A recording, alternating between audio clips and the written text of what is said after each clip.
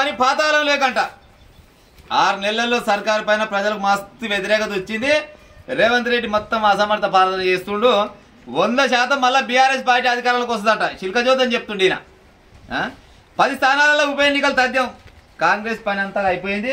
ఈ కాంగ్రెస్ పార్టీకి ఏమైనా ఈ కమ్యూనిస్ట్ పార్టీలు అంతా తొత్తులుగా పనిచేస్తున్నారని కథలు పడబట్టిండు ఈయన. ఎవరైన మన 14 ఏళ్ళు ఇంట్లో పండుకుంటుగా గెలిపించినా కూడా శరదాపు ఇంట్లో పండుకుని ముఖ్యమంత్రి మాజీ ముఖ్యమంత్రి ఉండి ప్రస్తుతం ఉన్న ఎమ్మెల్యే కేసీఆర్ ఉండగా ఈయన ఏం చెప్తున్నారు ముచ్చడంటే 10 స్థానాలలో ఉప ఎన్నికలు జరుగుతాయి.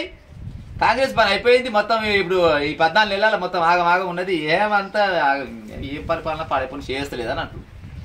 ఉప ఎన్నికలు ఉన్నాయి కాబట్టి బయటకు వచ్చిండు. లేకపోతే మొదటి రాకపోవు. ఇంకా 4 రోజులు అలానే ఎత్తిపోతల పథకం అంటే ఏది ఇదే తాగుడు కానీ గా పని చేసుకునే వాడు కానీ జర ఉప ఎన్నికలు వస్తాయేమో వస్తే అవి కూడా ఇక గ్యారెంటీ లేదు. వాడు కోర్టులో తీర్పు ఇచ్చినప్పుడు అప్పుడు రావడంలో నాకాశంలో కానీ ఇప్పుడు రేపు స్థానిక ఎలక్షన్లు ఉన్నాయి. ఎట్లనే చేయాలి చిన్నగా బయట పడొచ్చి జర గిసోటి కథలో పడితే వాళ్ళని నమ్ముతారేమని చూస్తున్నాడు. మళ్ళా బీఆర్ఎస్ పార్టీ అధికారంలో రావాలని కోరుకుంటున్నారట. అంటే అధికారం కోసమే బయటికి వెళ్తాడు కానీ మోదవారి ప్రజల కోసం మాత్రం బయటికి వెళ్ళాడు.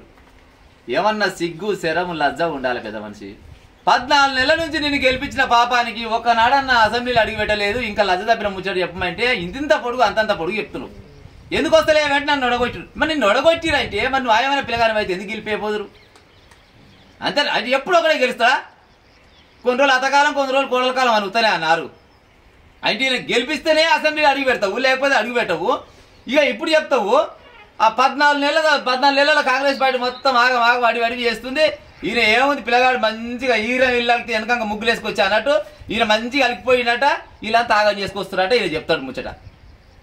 7 పంచాయలు ఆయనే ఉన్నాయి. నీ పంచాయల ముచ్చట ఫస్ట్ అవన్నీ తీసుకున్నాక ఏమన్నా ముచ్చట చెప్తే చెప్పాలి కానీ ఉత్తపుణ్యానికి ఇట్లా పడుకొని గడుకోసారి ఇక వస్తున్నా చూడు నువ్వు వచ్చేది లేదు సచ్చేది లేదు. మొన్న ఆయన అంటుండే ఏతలు ఆయన వచ్చే పెరిగేది నాది ఆయన మరి దంతాలు లేని పూలు అంటుండు.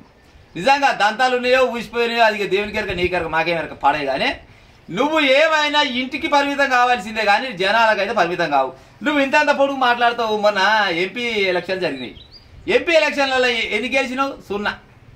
రేపు ఇప్పుడు ఎమ్మెల్సీ ఎలక్షన్లు అక్కడక్కడ వచ్చినాయి. ఎమ్మెల్సీ ఎలక్షన్లలో కనీసం అభ్యర్థి కూడా లేకపోయా. మళ్ళీ ఏమన్నా చెప్పమంటే ముచ్చట మా పార్టీ ముందరకు వస్తుంది. మంత్రాల బలం లేకున్నా కానీ తుప్పిల బలం ఉడతాడు. అంటుంటే ఆడు ముందర కూర్చుంటాడు అనుకుంటున్నాడు. అమ్మ ఇస్తారు ఇటు మనగాని మంత్రగారు అనుకుంటున్నట. అది మంత్రం ఉండదు లోటపీసి ఉండదు ఊరి గిసోటోడే ఏమి ఉండదు వెనకంగా ఏముండదు. అంతా అయిపోయింది ముచ్చట. నాకు తెలిసి ఈ 4 ఏళ్ల కాలంలో ఇంకా 4 ఏళ్ళు ఉంది కదా. ఈ 4 ఏళ్ల కాలంలో మరి ముందుకు పోతుందా ఇలా పార్టీ మొత్తానికి మొత్తం శత్రువులు అవుతుందా ఇక ఏమైంది అనేది తెలియదు. గతంలో ఏది ఇంకో పార్టీ యాగం అవుతుంటే లెసలేసి పొంగ ఎక్కడిది ఆ పార్టీ అది అక్కడ మొత్తం తెలంగాణ మొత్తం శశశామలం అవుతుంది మా పార్టీ కూడా అని చెప్పిండు. నిజంగా కూడా శశశామలం చేసిండు. దగ్గర 1 లక్ష చిల్లర కోట్ల అప్పులు చేసిండు. పత్తలే కూడా వీకిండు. 60-70 ఏళ్ళ కింద అప్పులు 60-70 ఏళ్ళ ముఖ్యమంత్రి చేసినంత అప్పులే ఒక్క మనగాడే వచ్చేసిపోయిండు.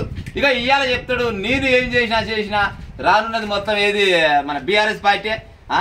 ఈయన పుట్టిందే టీఆర్ఎస్ పార్టీలో. టీఆర్ఎస్ని కొనపోయి బీఆర్ఎస్ కలిపి మరి టీఆర్ఎస్ని ఎందుకు తీసినట్టు బీఆర్ఎస్ కలిపివి. బీఆర్ఎస్ కలిపిన కానీ నీ దరిద్రమంతా అలవాటు పాడైంది. నువ్వు ఏమైనా కానీ ఈ ఉత్తమ ఆటలు ఈ చిరాటి మాటలు చెప్పుకుంటా పబ్బం గడకవలసిందే కానీ అంతకు మించింది అయితే ఏం లేదు.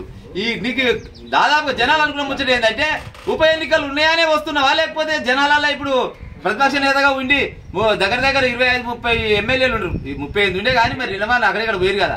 ఇంతమంది ఎమ్మెల్యేలకు అధినేత నువ్వు ఇట్లా అనుకుంటే ఎటపాడైతుంది. అసెంబ్లీకి రావాలి, తప్పులు చేస్తే చెప్పాలి, ఏమైనా సూచనలు సలహాలు ఇవ్వాలి, ప్రభుత్వం ఏం చేస్తుంది, ప్రజలకు ఏమేమి ఫలాలు అందుతున్నాయి ఏం కాదు అనేది గవి చెప్పాలా కానీ ఇట్లా పడుకొని ఇక వస్తుంది నీకు చెప్పి నోరుకాయ వస్తుంది కానీ నీకు చిక్కులేదు అసలు ఏదో బాగా అనుకుంటారు జనాలు. కానీ ఇక నాకు వచ్చిన బాధ ఏముంది కానీ ఇక ఊట కేసీఆర్ సరే ఆల్ ద బెస్ట్. వస్తే గెలవరాదు వద్దా నువ్వు గెలిస్తే అంటే మాకేం పోయింది ఇక ఉంటా మరి.